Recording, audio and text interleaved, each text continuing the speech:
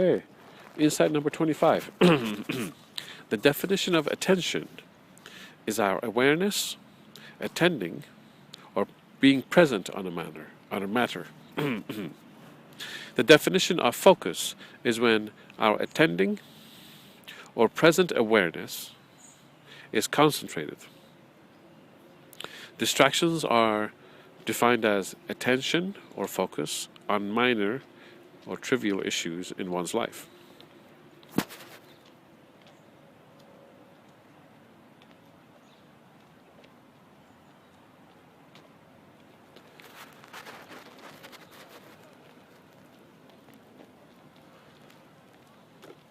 So attention is about your thinking ability, being attending or being present on a particular matter.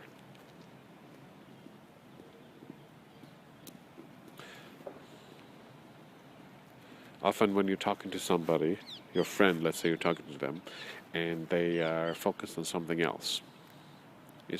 And as you're talking, they're not listening, and you notice that they're not listening,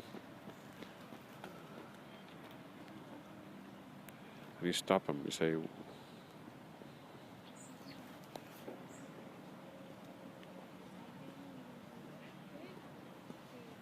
sometimes you might say, where were you, man?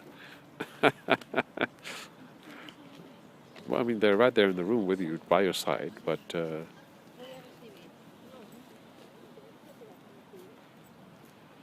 they were not present. It happens to kids in school when the teacher is presenting a very uninteresting subject, so the kids might daydream and go somewhere else, mentally going somewhere else. They are not present. Therefore, they're not paying attention. Yeah, so focus is about the attention becoming concentrated. Usually it happens because of interest. Not always. Okay, now, distractions. So distractions are when your attention, it could be minor, small attention to large attention. Minor to medium to large attention, meaning focus. On trivial issues, on minor issues. This is a distraction in your life. A lot of people these days are focused on video games, especially Xbox kind of things, those kind of console kind of games. And so it serves as a distraction in their life. So many women would argue that men are wasting their lives, their actual lives, they're wasting it because they're focused on this stuff. So their actual life is left because they're focused on this distraction. The attention and focus is on this.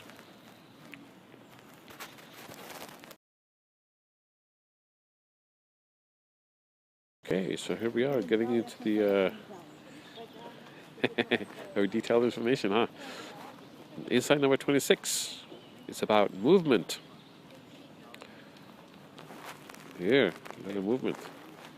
Number 26, insight 26, is about movement. Movement might be used to attract the mind. A dancing or moving person can greatly exaggerate their own bodily form. So, you have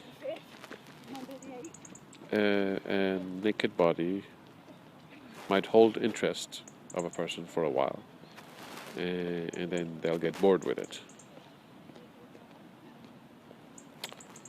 A body, the same body in motion, will keep the mind busy longer for a number of reasons, one of which is the mind is focused on the data. The data that is being introduced to the mind is a lot more of the body in motion. Also, the body parts in motion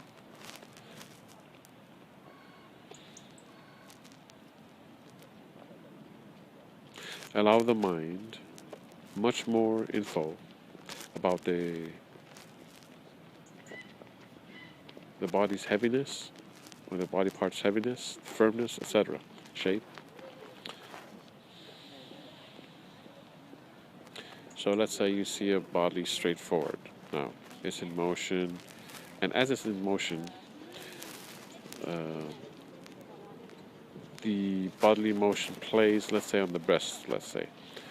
Focusing on the breast, the bodily motion makes the breasts move, and based on this motion, one can surmise, make a guess, or determine get an idea of the heaviness of the breast, the plumpness of the breast, the firmness of the breast. And this further plays on the mind. Body in motion also has, you can see it straight forward or sideways, and so straight forward and sideways, and so you get to see more dimensions of the entire body. Now let's focus on the breasts. So you see it from front, but when they turn sideways, now you see it from sideways. So the dimensions that is being inputted into your mind, the data of the dimensions of this breast area is now you're getting a 3D image from side, front, and side again. You can't see it from the back. So generally speaking, now that's another thing. She might want to lift the breast and show the back. That's another thing that might intrigue the person. Basically, the mind wants to understand and get to know the object, and so the more data is fed into the mind about the object, the more the mind is absorbing, and therefore in the experience of that object, visually, of course.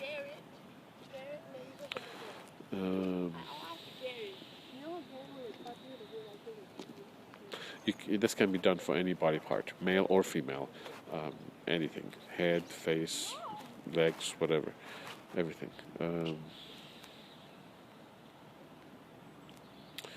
In dancing, I'm not too familiar with dancing, but I think I've seen some modern dance.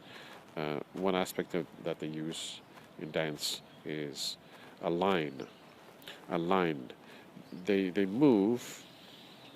Like if I do like this, now there's a motion of a line being drawn in this way. If I do this and suddenly go there, it doesn't make sense. So they generally follow a line, following along the line. And like if I go from here and then swerve into that, okay, so now that makes sense, you see. So it's a line being drawn, and you follow the motion of the line. The whole body does this. And so it's like creating a pattern. It is creating a pattern, with the whole body following along this pattern, imaginary line that is being drawn, and the body following along with it. And so the mind is mesmerized, following along this line as the dancer moves the body to follow along this line. You see? Similar to the screensaver as it moves back and forth. In breakdancing, they often do this move of that again. That's the same concept of the line, and it's in motion. It could be in a break kind of motion or a fluid motion. Often, I remember speaking to one breakdancer, and he said what they use is pretending there's an object or a force present here, let's say here, and placed into the hand. Now it's in the hand, and now moved here, here, and here, here. Oh, feel it, and it will make a visual, protruding out of the body, as if it's there, and now it's in the head, you know, and now it's in the here, and now it's in the head, and now it's here, you know. So it's a motion of this pretend object or pretend force moving along the body, and as it's doing, it's showing as it's in motion, this force going from different parts of the body. The body is showing a protrusion or bending or whatever, showing that the force is there. So this intrigues the mind,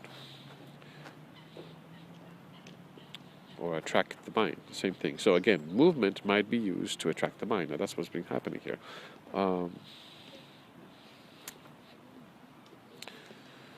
You are in regards to greatly exaggerating the bodily form. Example of that is when you have a person who is a woman who doesn't have a large breast, let's say a medium or small breast, and she wants to exaggerate. She arches her back, thus pushing her chest area forward, making it appear that her breast area is larger than it really is. This captures the mind again.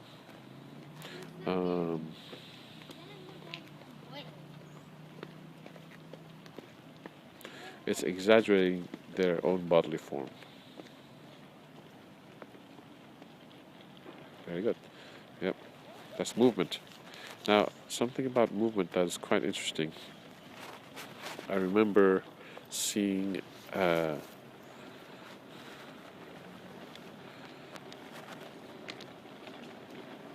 was walking in a mall, an indoor mall in America, and I saw this video of a woman dancer. She had quite a large amount of hair. I would say this much hair. And she was dancing fluidly. Her bodily motions were fluid, just as we said before, a line representation. Very, very fluid. And then she would bend down and her hair would be forefront of what we see, meaning majorly we get to see her hair, and she would shake her hair immensely. As she would do this, something would happen in my mind. And then she would go back to fluid dancing again. What's going on? It was quite mesmerizing, and something was occurring. And I figured out what it was, of course. What happened was that and it's quite a mesmerizing effect, and that's what she's doing, a mesmerizing effect. It's a play, visual play,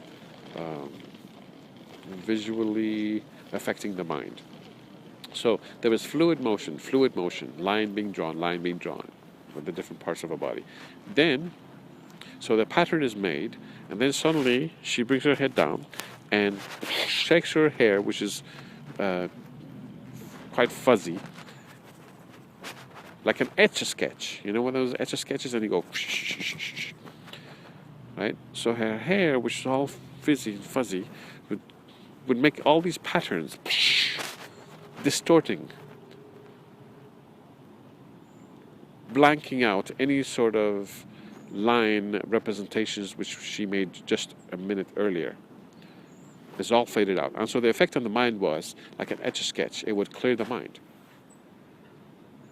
And then she would start, so the mind being cleared, wiped clean, blank canvas, again she would start dancing in fluid motions. Again, making very distinct marks on the mind with these new line motion movements, because she had shook her head, and now the mind is now clear and making now new patterns. So it was making definite, pronounced marks on the mind, as I would say, etched patterns on the mind, quite strong. And yeah, and then she would do that again. She would do the thing with the hair. And then line drawings again. Line drawings, and line drawings, and then and line drawings.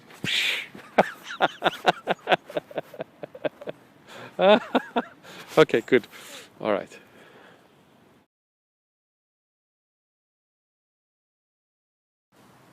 Insight 27, about identity. A person of high status, feeling sexual sensations, intrigues the minds of many who believe sexual feelings to be of a low nature. The dramatic difference believed to be present between the sexual feelings and the identity is the cause of the deep impact on the mind. So, here we are, and you have a person of high status. Could be a priest, a pope.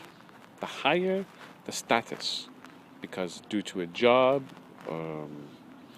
due to, it could be a noble character, having a noble character. It could be because of they're powerful, or they're the owner of something, or as in, I believe, a duchess.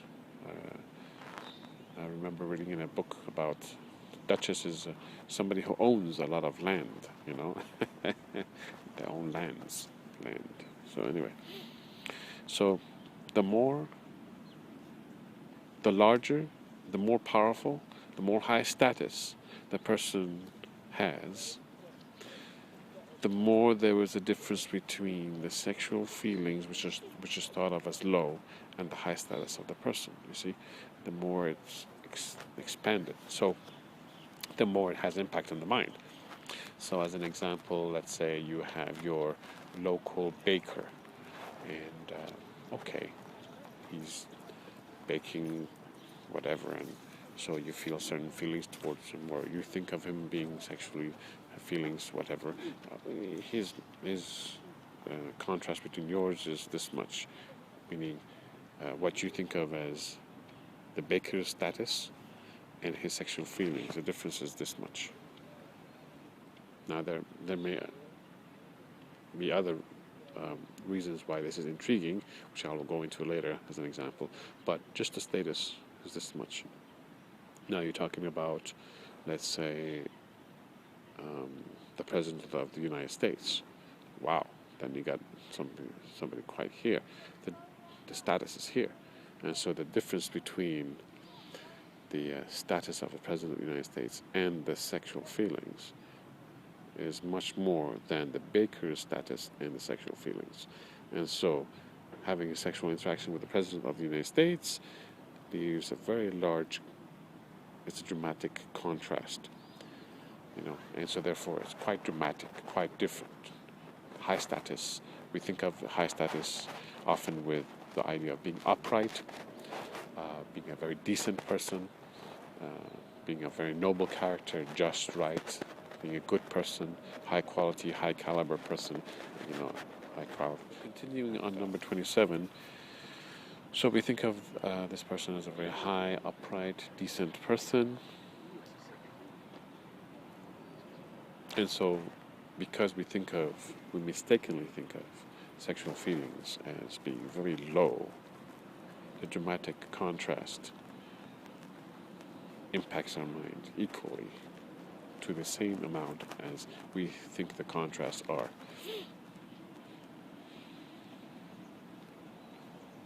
So the larger, the more powerful, the more high status the person is, the more it impacts the mind. Very good. You understand this? Good.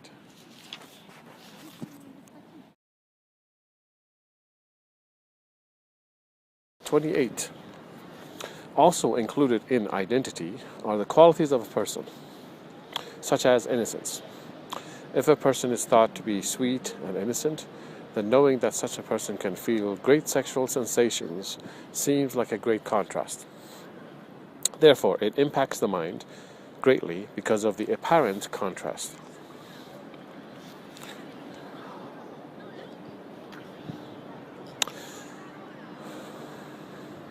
So anything related to the person.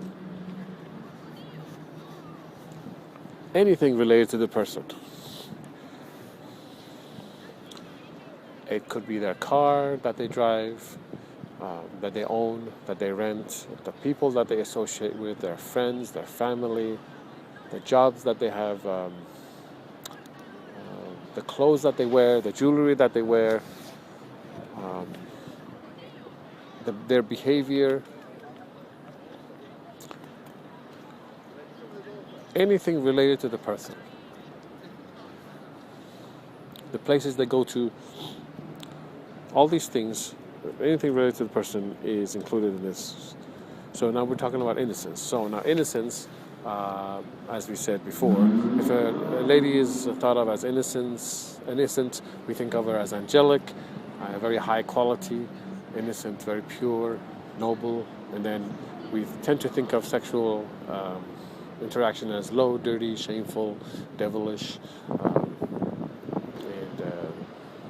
and so therefore there's a great contrast between the two, and so this causes the problem of contrasts, which the mind gets absorbed by, meaning it's affected by it.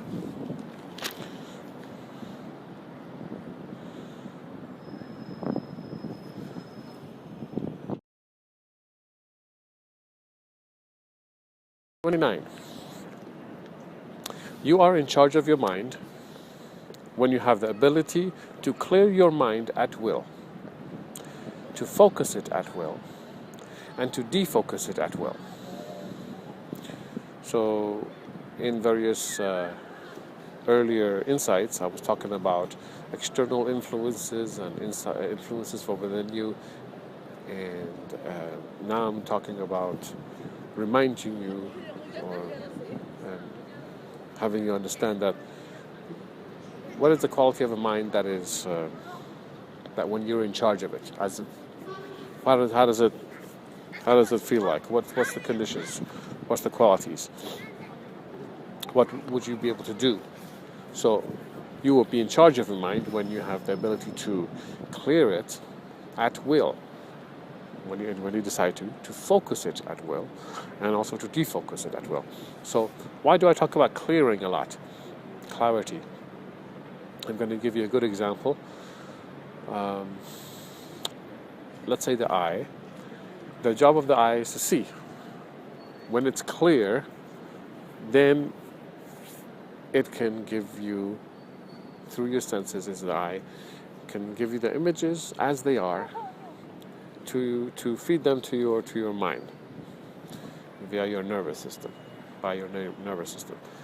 If your eye is obstructed, even if you have a little something in the eye, it physically bothers you and it distorts the images. You can't even see. It's just the eye waters up, and you just have to get that little something out before you can even see, because it bothers the heck out of you.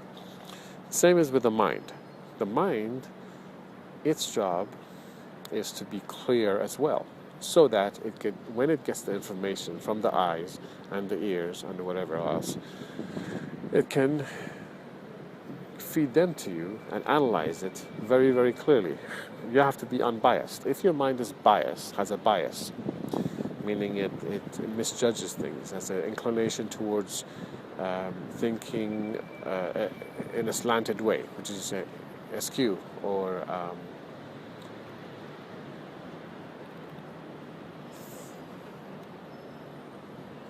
thinking in which way which is not. It's like being.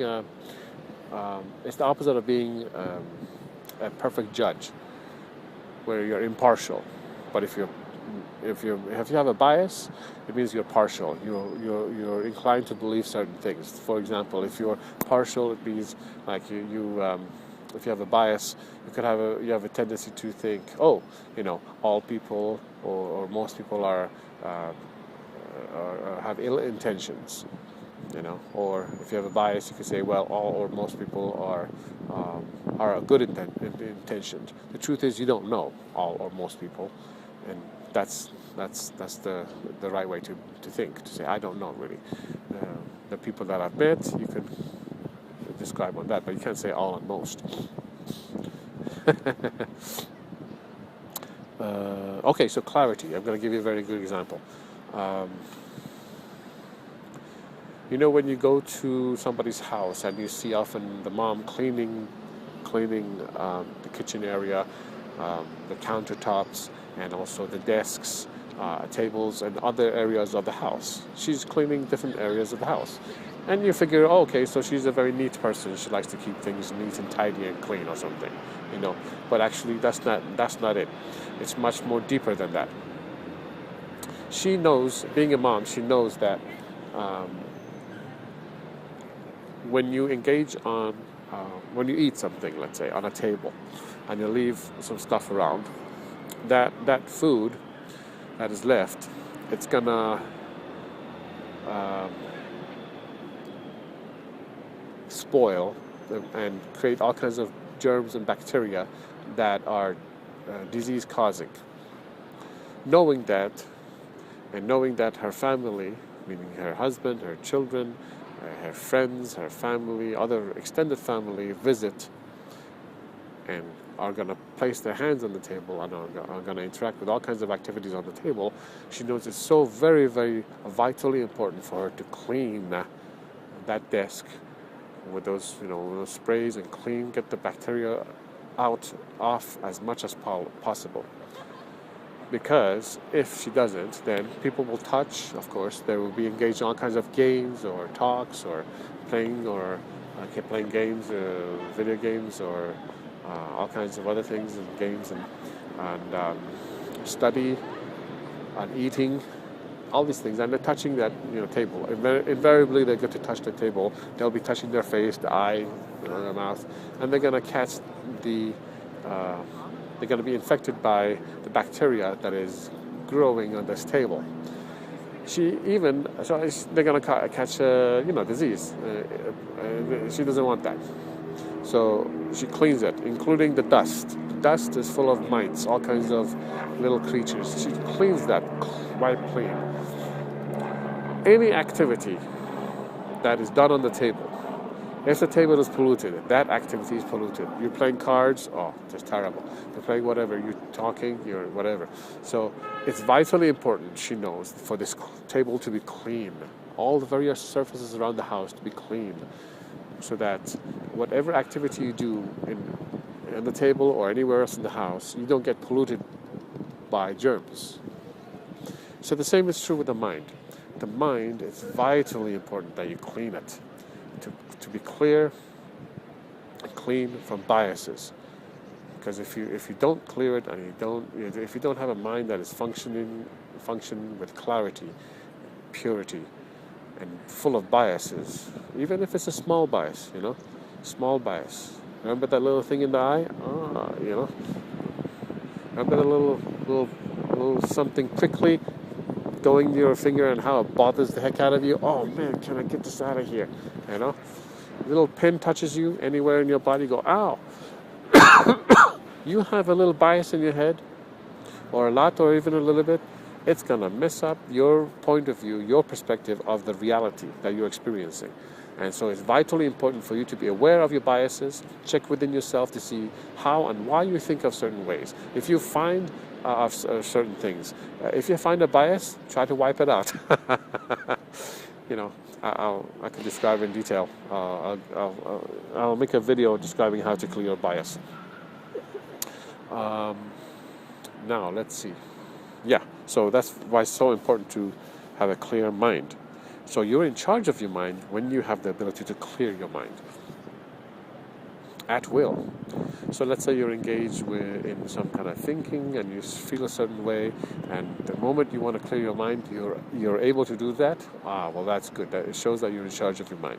Let's say you're engaged in watching television and you turn it off. You say, I'm going to turn it off. I'm going to just not engage in that, or whatever, any activity.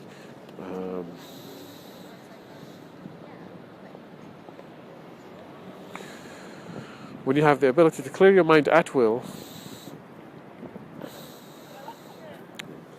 this clarity also involves being able to not even think. Now, to stop thinking altogether. Now you might say, how can I stop thinking? It's very easy, actually, extremely easy. The thing is that you have to understand about the mind is that whatever job you give your mind gets, at first it's hard for it. Then it slowly gets used to it, and then eventually becomes very good and eventually quite expert at it. whatever job, task you give your mind adapts to it. You learn how to deal with that situation. I mean, think of chefs, the number of dishes that they do and how they do it, it's so phenomenal, any task you name. I mean, it took you, I don't know, how many years does it take a child to learn how to walk? 2 years? I don't know. They have to learn to crawl, all kinds of stuff. And eventually they stand up and all the muscles work together to stand up and eventually slowly walk. To just a walk. So the same thing with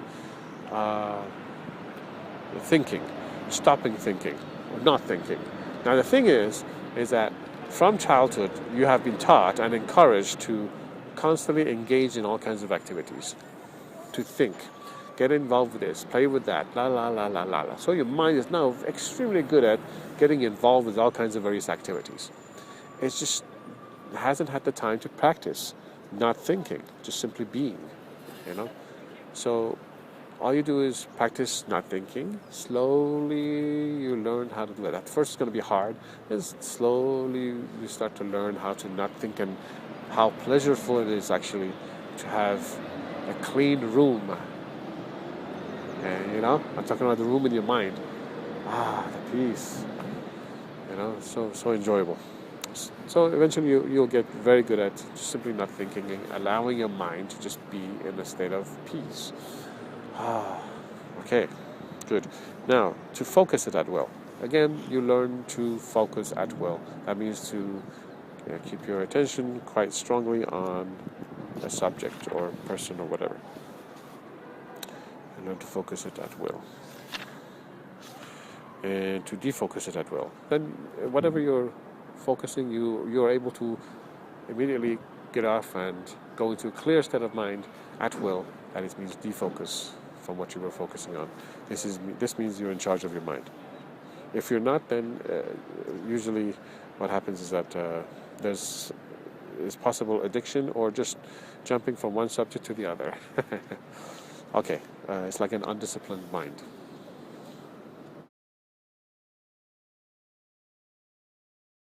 So we're on insight number 30. The minds of many are captured by the idea of having their lower extremities, i.e. their genital organs, or anything related to it on their sexual partner's upper extremities, meaning face. This grabs the focus of the mind greatly because of the contrast that both extremities represent. The higher extremities are mistakenly considered the most pure or noble aspect of the person, and the lower extremities are mistakenly considered the most degrading or shameful aspect of the person. I'm reading it kind of fast because you're quite familiar with this, because you've seen my original main video, which actually describes this very scenario or situation. So as you can see my main video, and which is at the bottom of any video you turn on mine videos. My video will be displayed on the main video will be displayed on the bottom, so you can look at that and it'll be describing it very in detail.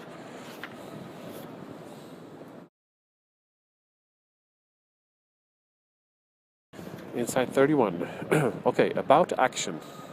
The performer's actions and activities can be intriguing to the mind when these activities are intermingled with sex, that is, when they're mixed with sex. The mind finds the whole experience quite fascinating.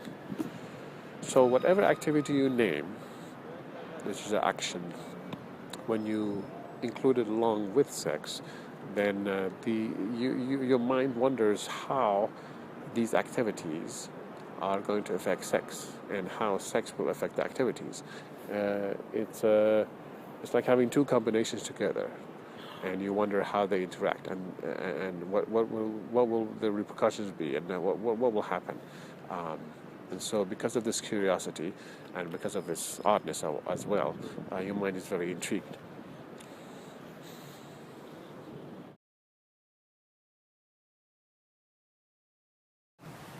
Insight 32. About place. Place can also be intriguing to the mind.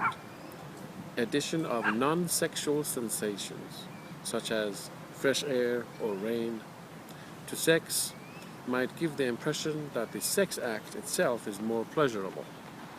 However, it is the total sensory experience that is more pleasurable than the sex alone.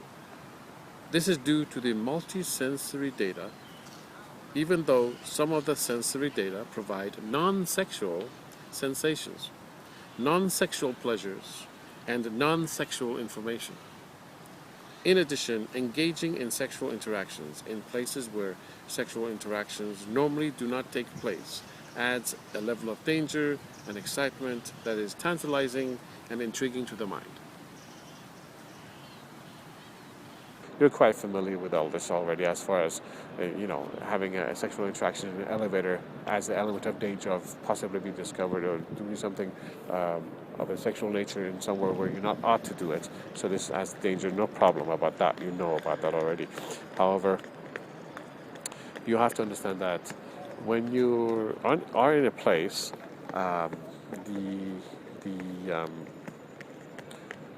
what happens there in that place? Example, the park.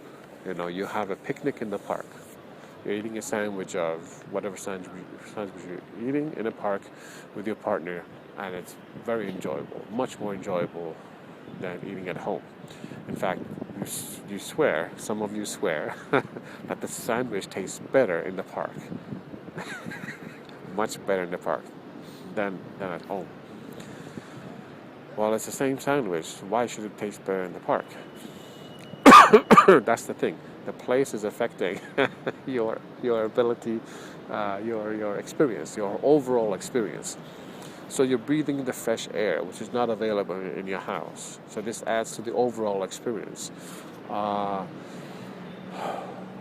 You're seeing the open space, the sky, and the trees, and the birds chirping, the ants crawling.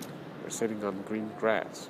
All these things add to the overall experience. You're biting into a sandwich, the idea that you're in nature where you are, where you naturally ought to be, and you're eating something natural, and so you're feeling very good. This is nature, This is life. Okay, so the green color of the grass is very cheery, and so the bright green color, it affects you, and so you feel really good. It's kind of like a heaven kind of thing. So of course, eating the sandwich will seemingly taste better because you're very aware. What is happening is your consciousness is very aware, up. And so as a whole, when you bite into the sandwich, you're also taking in not only the taste, but also every other thing. And you're aware very distinctly of the taste of the sandwich. All these things. As acutely, meaning as precisely that you're aware of the surroundings. To that same degree, because you're focused quite precisely on the crispness of the air, the brightness green of the grass. You're put in the mood and you're quite precisely focused on these. Then you turn your attention, that precise attention, to the taste of the sandwich and the ingredients. And so to that same degree, you get to taste the sandwich much more in depth, in a much more aware sense. The sandwich tastes the same, but your awareness is grown much more defined, much more precise. So your experience is much more deeper, including, of course, all the other surroundings which add to the experience.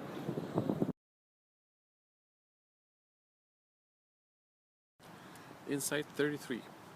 The combination of the following: action, movement, place, identity, oddity, and many other phenomena similar to these, such as ideas, generate other dynamic situations that are engaging and very intriguing to the mind. When one combines movement, place, identity, oddity, and ideas to the possible interactions with sexual organs, persons, objects, and situations listed in Insight number 17, we see that the list alone is such an exceedingly long and complex list that the mind has a hard time remembering them. The sheer number of data is enough to access and affect the subconscious because the mind cannot consciously identify each piece of the data and the ramifications of their interactions all at once. Now, we're not just talking about one action one movement, one place. It could be one place though. One identity, one oddity. No, each principle, such as all these things that I mentioned, all action, movement, each of these is multi-branched. I mean, there's many of these in one interaction. So, same with the persons, objects, situations, and the sexual organs. All these things put together, each one is actually many. There's many movements. Even in a place, there's many perspectives. You can switch movement, and you look different. The place looks different. So many things. Actions. You just don't do one action in a sexual interaction. Many actions. Okay, so there's so many things going on at the same time. So much data on so many levels, multi-layered, that it's so much, into the hundreds, that the conscious mind, you just cannot be conscious of them all at the same time. And many are left hidden. And nonetheless, it leaves this impact on your consciousness, on your subconscious, not your consciousness, but your subconscious, meaning it affects you anyhow, but you're not aware of why exactly you feel so powerfully, the experience to be such a powerful experience, so impactful. I'm going to give you a small example.